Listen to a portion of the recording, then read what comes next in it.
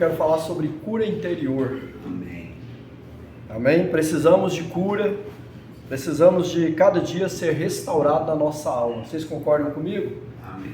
Então eu quero ler aqui o texto que está em Marcos 1:40 até o 45. Diz assim: aproximou-se dele um leproso que, rogando-lhe e pondo-se de joelhos diante dele, lhe dizia: se queres, bem podes limpar-me. E Jesus, movido de grande compaixão, estendeu a mão e tocou, e disse: quero ser limpo. E tendo ele dito isto, logo a lepra desapareceu e ficou limpo. E advertindo severamente, logo o despediu e disse-lhe: olha, não diga nada a ninguém, porém vai, mostra-te ao sacerdote e oferece pela tua purificação o que Moisés determinou para lhe servir de testemunho. Mas tendo ele saído, começou a pregoar muitas coisas e a divulgar o que acontecera, de sorte que Jesus já não podia entrar publicamente na cidade, mas conservava-se fora em lugares desertos, e de todas as partes iam ter com ele. Amém? Pois bem, aqui Jesus cura um leproso. A lepra é uma doença de pele. Naquele tempo, lá no Novo Testamento, a lepra era uma doença que era dada para qualquer tipo de doença de pele. Não era propriamente a hanseníase como nós temos hoje, e que hoje já é descoberta a cura e fácil até em certo ponto de tratar. Mas naquele tempo não era bem assim. E a questão da lepra, a doença de pele, que desfigurava a pessoa, os cabelos, as suas sobrancelhas caíam, o seu rosto desfigurava. Começava a questão da lepra, da doença de pele, às vezes umas manchidão vermelhas pelo corpo, inchaço. Logo que acontecia isso, a pessoa tinha que ir ao sacerdote. Por quê? Porque a lepra, ela era uma questão de saúde, mas também naquele tempo era uma questão religiosa e espiritual. Porque a pessoa que tinha lepra não podia conviver com os da sua casa e também com ninguém na sociedade. Implica dizer que essa pessoa estava totalmente excluída e rejeitada. Era a pessoa que tinha lepra. Era a pessoa que tinha essa enfermidade na pele. E por ser uma questão de cunho também religioso e espiritual, ela tinha que ser colocada fora da cidade. As cidades eram fechadas com muros. E esse leproso, ele tinha que passar em sua casa, pegar as suas roupas depois de ter ido ao sacerdote, pegar os seus bens, alguma coisa que ele quisesse pegar, mas ele não podia abraçar as pessoas, os seus familiares, seus entes queridos. Ele tinha que sair na rua, devido a estar lá em Levítico, que fala da lepra, da purificação, de todo o sacrifício do templo. O leproso tinha que sair da sua casa gritando e falando: leproso, leproso, leproso. Então ele ia para fora da cidade. Segundo a lei, ele tinha que ficar ali por 7 dias. Caso ele sentisse que a lepra não aumentasse, no 8º dia ele voltava para a purificação no templo, levando ali algum sacrifício de acordo com a sua renda que ele tinha, ele levava ao sacerdote. Então tudo isso lá em Levítico. Mas olha, por que eu quero falar de cura interior? Porque a pessoa leprosa, ela se sentia totalmente excluída. Ela não tinha mais o valor como ser humano dentro da sociedade. Ela perdia o seu valor. Todos nós temos valores e temos dignidade. E com esse valor e essa dignidade, nós vivemos em sociedade, no meio das pessoas. À medida que a gente perde o nosso valor moral, nós perdemos a nossa dignidade, nós deixamos de ser bem visto pelas pessoas. Isso pode acontecer por práticas erradas que nós fazemos, como o ladrão, o bandido, né? Mas o leproso, ele era tratado assim, de uma forma totalmente indigna, ele era desprezado, totalmente desprezado. Então, gente, Jesus, ele desce do monte, e a Bíblia diz que ao descer do monte ali, uma multidão já seguia Jesus. Aquele homem estava fora da cidade. Jesus teve contato com o homem porque ele estava fora da cidade. E o texto grego vai dizer que de repente, ou do nada, apareceu aquele leproso. Por que ele apareceu do nada? Porque ele bem sabia que ele não podia estar entre as pessoas. Ele bem sabia que ele era excluído, rejeitado, maltratado. E as pessoas iriam sentir logo a presença dele, porque a lepra causava um cheiro ruim, um cheiro horrível. Aquela doença, aquela ferida que estava desfazendo o corpo da pessoa, causava também um odor muito forte. E as pessoas logo sabiam que tinha um leproso entre eles. Então, o texto no grego, ele é mais claro, porque ele diz assim, que do nada apareceu um leproso. E ele chega diante de Jesus. E a pergunta que ele faz para Jesus é o seguinte: se queres, pode me curar.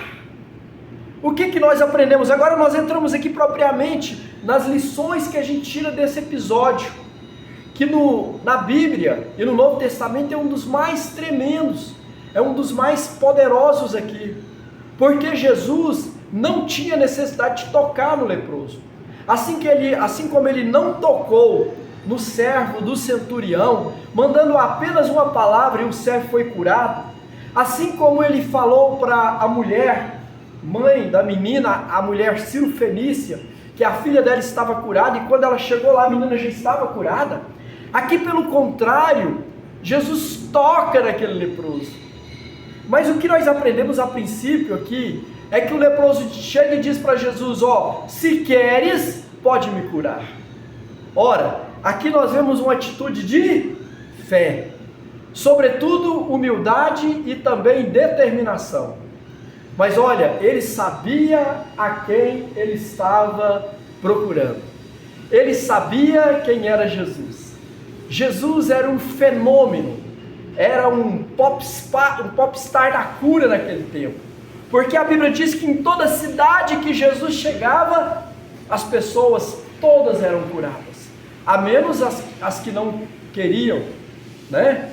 Mas todas que quisessem eram completamente curadas. Então ele sabia que Jesus podia curá-lo, mas ele sabia também que Jesus iria curá-lo se Jesus quisesse curá-lo. É da mesma forma, você tem um irmão ou uma irmã, um parente seu que é rico, e você acha que essa pessoa é obrigada a te sustentar, a cuidar de você. Saiba que ela não tem obrigação nenhuma. Se ela ficou rica, se ela ganhou dinheiro, se ela está bem hoje, certamente ela teve os meios pelos quais ela chegou a esse lugar. Mas o fato de você ser irmão dessa pessoa, ou parente, ou filho, essa pessoa não tem obrigação de te ajudar. Mas ela te ajuda, porque você é parente, por causa da generosidade. Mas não tem obrigação. Ele sabia que Jesus estava ali para fazer milagres, sinais, maravilhas, para estabelecer o reino dele, o governo dele na terra. Mas ele bem sabia que Jesus fazia isso se ele quisesse. Ele se colocou em uma posição de humildade, de quebrantamento, sobretudo determinação, perseverança e coragem, porque ele podia ser apedrejado pela multidão. Sabe o que muitas vezes acontece conosco, quando a gente está passando uma grande luta, uma grande dificuldade, ou dor, ou perda na nossa família? É que nós não sabemos o caminho da humildade. Nós somos soberbos, nós queremos resolver com os nossos recursos, com as nossas próprias habilidades. E naquela época não havia tanta possibilidade. A farmacologia não era como hoje. A parte natural dos produtos não vinham embalados como hoje. tinham que correr atrás das raízes e tudo mais, era tudo muito mais difícil, tudo complicado, né? Mas ao invés dele reclamar, dele murmurar, ele se humilha e ele chega para Jesus e fala: olha, se queres, pode me curar. Então qual a primeira coisa que eu aprendo aqui? Fé. Aprendo várias lições: humildade, reconhecimento de que sou pobre, nu e necessitado, e todos os dias eu careço da presença de Deus, da glória de Deus, da bênção de Deus na minha vida. Então aqui nós temos essa lição tão poderosa, tão maravilhosa, que é quando ele se humilha. E a pergunta que fica nessa manhã é essa: você já humilhou na presença do Senhor? A sua alma já recebeu o toque do Senhor por conta da sua humildade? Ou da sua coragem? Ou da sua fé? Hoje, nessa manhã, nesse dia, Ele pode tocar na sua vida e mudar a história da sua vida.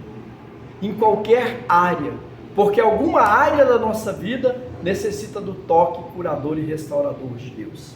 Pois bem, o que nós aprendemos mais aqui? A fé do leproso. Outra coisa que a gente aprende aqui, o toque de amor. Veja bem o versículo 41. Jesus, profundamente compadecido, estendeu a mão e tocou e disse: quero, fica limpo.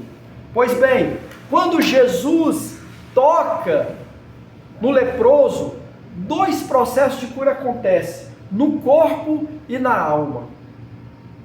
Ou seja, o toque, o abraço, o aperto de mão, a atenção com a pessoa pode curar a pessoa. Por que curar? Porque ele não estava só com o seu corpo doente, ele estava com a sua alma doente. Era certamente uma pessoa tímida, uma pessoa que foi desagregada da sua casa, da sua família, já não podia trabalhar, se ele tivesse uma profissão não poderia exercê-la. Ele estava destituído. Agora eu te pergunto, como fica o emocional de uma pessoa dessa? Sendo que nós fomos criados para relacionar. Se tem um ser que foi colocado no mundo para relacionar, para progredir nos relacionamentos, para ser líder, para ser coroa da criação, que é nós, imagina como sentia esse homem agora. Um pai de família, longe da sua casa, longe dos seus. Certamente muitos pensamentos de morte veio para a mente dele e para o coração dele. É isso que acontece às vezes com você.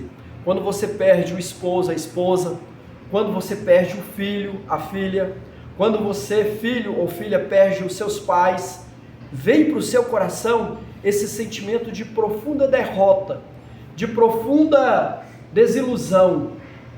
E aí pode vir pensamentos de morte para a sua mente. Olha, você precisa do toque do Senhor Jesus. Quando o Senhor Jesus ele toca no homem, o homem é curado emocionalmente. Ele já não se sente mais rejeitado. Ele já não se sente mais sozinho. Ele sabe que o Senhor o amou, o abraçou. Ele bem sabia que Jesus é o Senhor dos senhores, todo-poderoso. A gente bem sabe que Deus é criador dos céus e da terra, conhece toda a profundeza dos mares e todo o firmamento, tudo Ele coloca na palma da sua mão.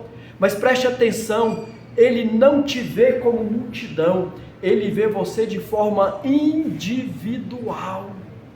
Ele conhece os seus pensamentos, Ele sabe quais as aflições do seu coração, Ele sabe o que tem ferido a sua alma, Ele sabe o sentimento de dor, de culpa, de pecado escondido que precisa ser confessado, restaurado na sua vida, a sua vida cristã de comunhão com Deus, de comunhão com o Espírito Santo. Ele sabe de tudo isso. E para Ele fazer com que você identifique com Ele, Ele te toca nessa manhã, Ele te toca nessa hora, assim como Ele tocou aquele homem. Não precisava, ele simplesmente, não, eu quero, então seja curado, pronto e acabou.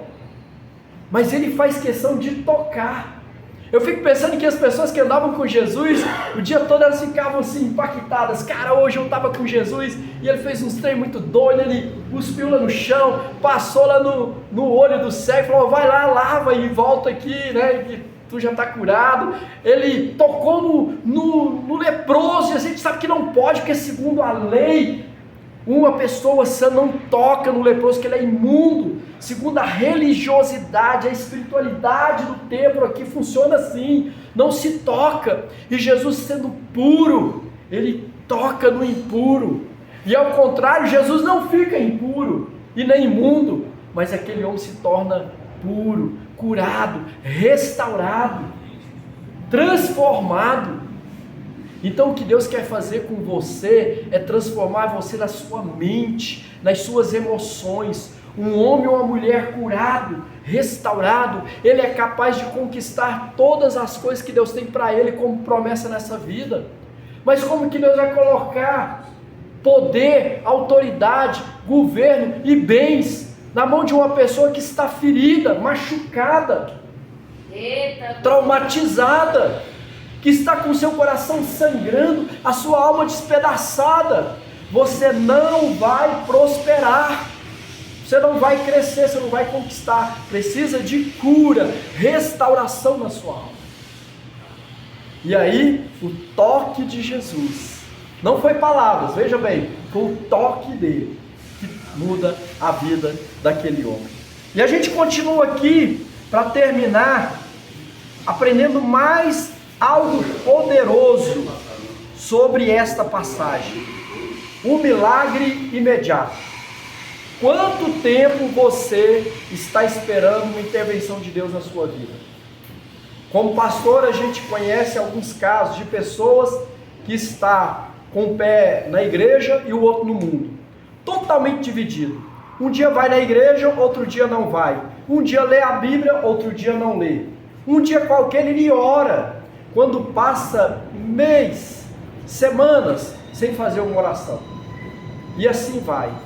Quando é que você vai ter a intervenção poderosa de cura, de restauração, de milagre, de poder na sua vida? Nunca.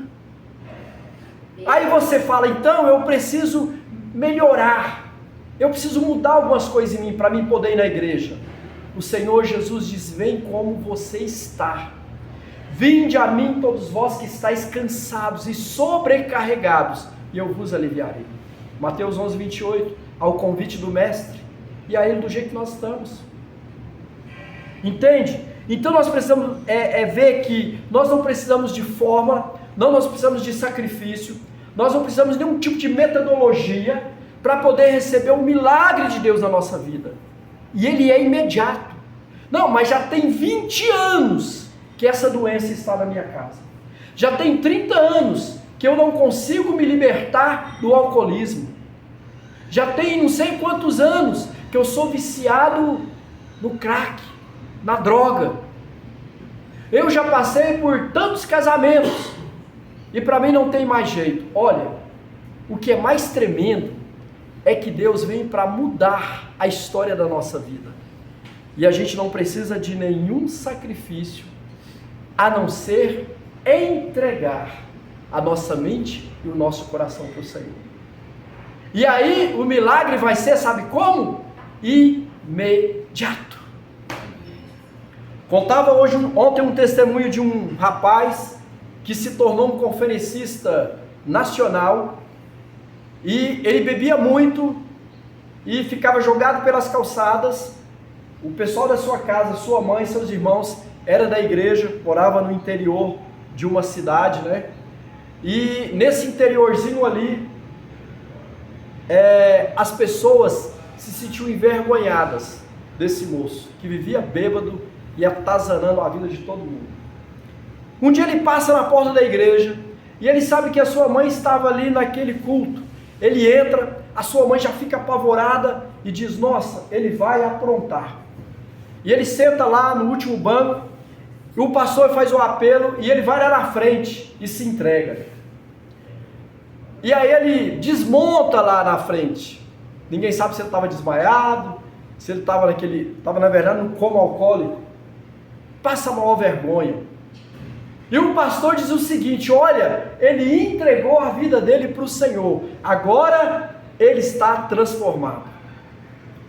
E aí os irmãos vão lá, pegam ele, tira para fora, leva para casa, a mãe fica envergonhada, justifica com o pastor, e o pastor diz: mas ele foi transformado. Não, pastor, já tem muitos anos que ele está assim.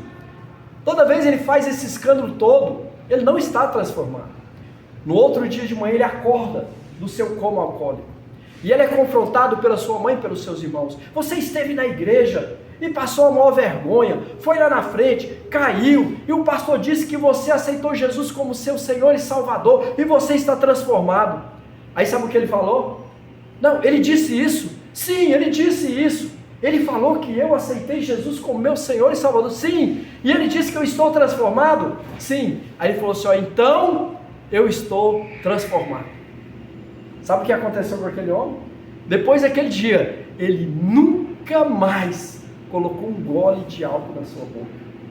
Ele se tornou um pastor, um evangelista, e no tempo em que eu o conheci, ele pregava em todo o Brasil. Gente, o que Deus faz é imediato. A sua bênção não chegou, é porque você não entendeu que o Deus da bênção está falando com você hoje.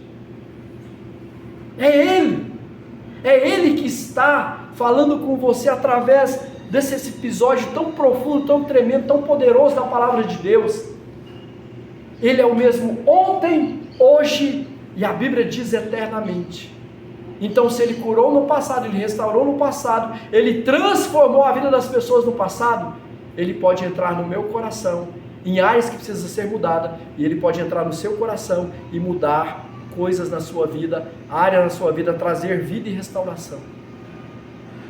Você que está com sentimento de culpa, você que está com a doença do velório, porque perdeu alguém da sua família e hoje isso é patológico, o Senhor quer curar a sua alma. Hoje é o dia. E olha, queridos, a gente termina aqui concluindo o seguinte, que aquele leproso, ele recebe a bênção do Senhor, e ele sai então contando para as pessoas. Mas não foi assim. Jesus falou para ele: olha, você está curado, transformado e também purificado. Vá até ao sacerdote e não conte para ninguém. Então você fala assim: por que Jesus falou isso para o leproso? Porque Jesus, na verdade, ele não veio transgredir a lei daquele tempo. Ele não veio fazer coisas erradas. Tanto é que ele veio cumprir a lei. Então ele não nos liberta da lei. Ele nos liberta da maldição da lei. A lei era carregada de maldição. Porque quando feria a lei, qual que era? Passando pelo sacrifício, pela purificação do templo, ou então você era isento, era morto, era apedrejado. Então Jesus purifica ele sabia que ele estava purificado, e ele sabia que Jesus era o profeta, e era o rei dos reis e senhor dos senhores, como cogitava em toda a nação. As pessoas conheciam a Torá, e sabia que viria um rei. Jesus até então não podia ser reconhecido ainda como rei, porque ele não veio como um rei humano, ele veio como um rei espiritual, para trazer o reino dos céus na terra, não para estabelecer um reino de governo na terra. Certa vez as pessoas colocaram ele como rei, ele teve que sair do meio da multidão. Então ele disse: olha, não conte para ninguém. Por quê? Porque eu não vim fazer nada contra a lei. Você está purificado. Mas olha, vai no templo e apresenta-se ao sacerdote. Sabe o que isso quer dizer? É que muitas vezes a gente está no melhor de Deus, a gente recebeu a cura de Deus, mas a gente não entende o processo da vida de Deus em nós, e a gente não cresce espiritualmente, a gente não cresce financeiramente, a gente não cresce nos relacionamentos. Sabe por quê? É porque você não entendeu a plenitude do toque de Deus, o que foi diferente com esse homem. Ele entendeu de tal forma que ele falou, não, eu nem preciso ir lá no sacerdote. E ele saiu gritando, ele saiu falando que Jesus o havia purificado, limpado e curado a sua alma. Ele não era um homem tímido mais, ele não era um homem mais diferente dos outros. Ele podia falar em público, ele podia gritar, ele podia fazer o que ele quisesse. Dentro de uma liberdade correta, ele podia fazer o que quisesse, porque agora ele era livre em Deus. O que acontece é que muitos crentes estão aprisionados com mentira, com falácia do diabo na sua mente e nos seus corações, e não têm vivido a plenitude de Deus na sua vida, porque não entendeu o processo de purificação que o sangue do Cordeiro faz no meu corpo, na minha alma, no meu espírito. E nessa manhã, o Senhor nos traz a plenitude da vida dele, através do toque. O tempo já venceu, mas eu quero te dizer, receba o toque do Espírito Santo na sua vida. Viva a plenitude do Evangelho, vive a plenitude da graça, e seja feliz e abençoado por Deus, em tudo que você fizer, em nome de Jesus. Amém.